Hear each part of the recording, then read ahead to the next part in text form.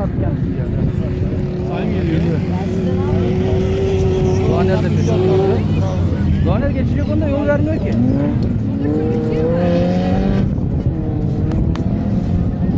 Baksana ya. Geçti. Geçmedi. Oh.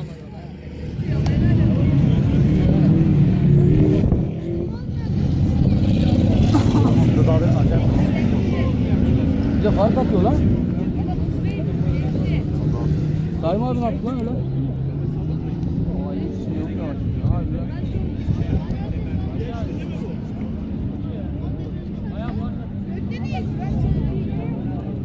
Dur bak lan bunu.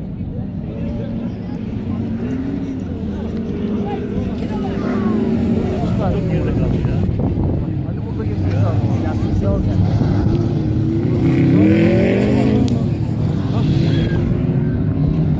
Abi adam yol vermiyor ki ya. Sayın abi de gitmiyor. Sayma abi de gitmiyor. Sayın abiye bir şey oldu ya. Aa geçti onu. Bir şey değil. Başkana yol verdiler. Gibi be. Taktik farklıydı ya. Oo, girdi. Bir kere bir sokak yok mu abi? Bak şu bak nereden gireceksin bak. Ha, deniz girecek mi? Bir kere bir sokak yok mu var? Yok.